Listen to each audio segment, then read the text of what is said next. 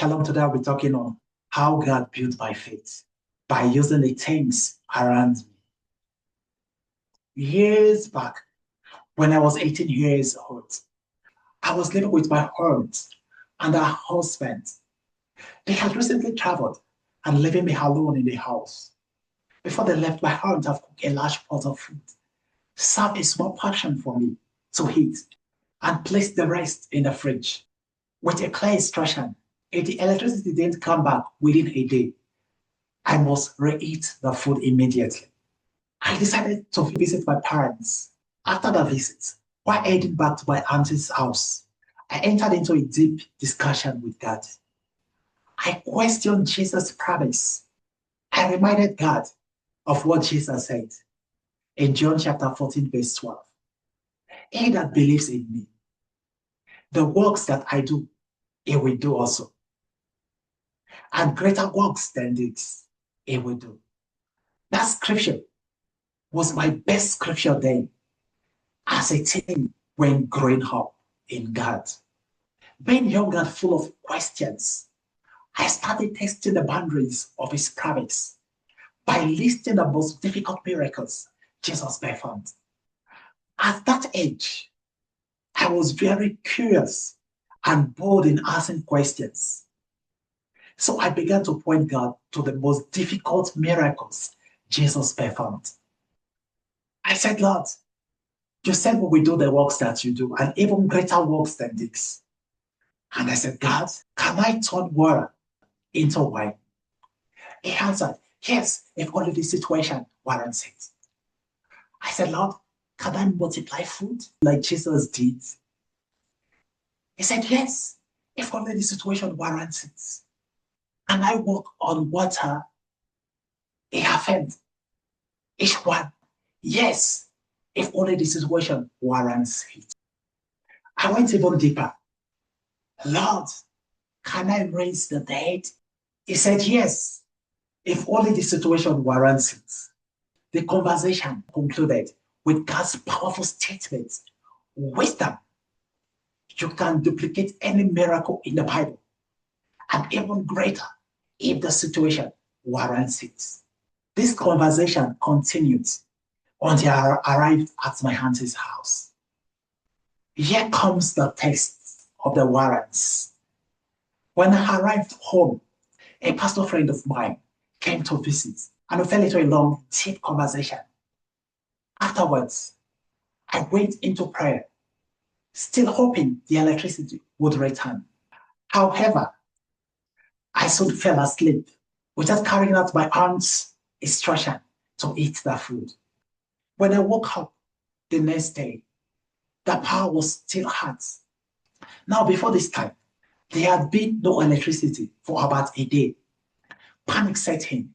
I rushed to the fridge and pulled out the pot of food. The sight made my heart drop. A white, mufti substance covered the surface, and the entire dish was spoiled and smelling bad. The food had clearly gone bad. I was in a serious trouble, especially considering my auntie's expectation. The kind of trouble only family would understand. Anyone who understands family dynamics will know what kind of trouble that was for me, especially involving my aunt.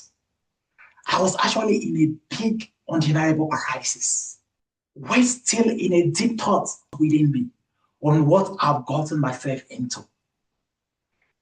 Then suddenly, I heard God's voice clearly. Wisdom.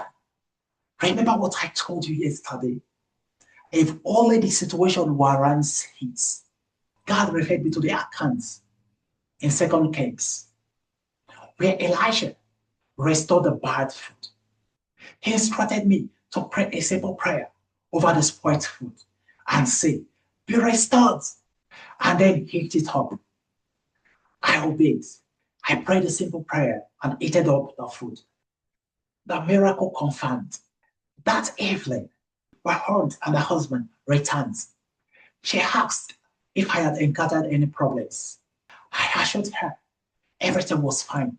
She then brought the food from the fridge, reheated it, and served it to herself and her husband.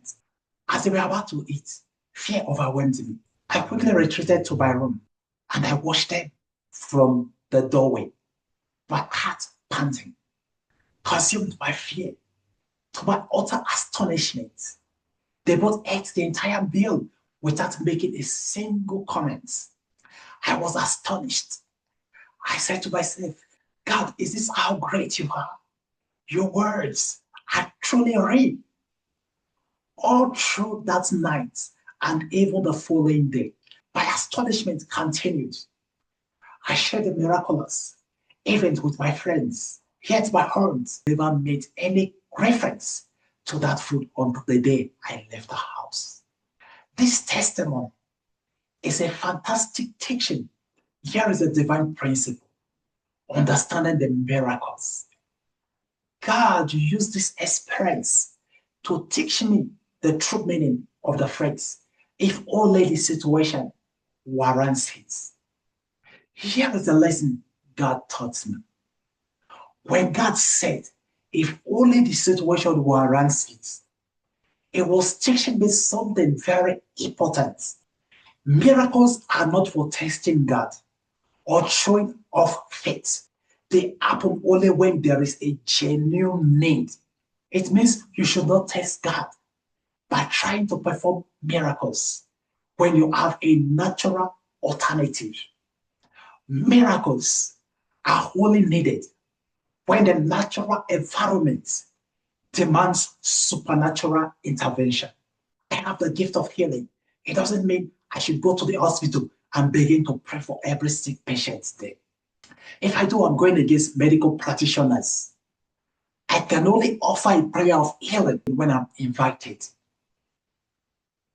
Jesus turned water into wine because the host had no wine. And there was no other way they can make wine to be available at that point in time. Jesus walked on water because there was no boat available.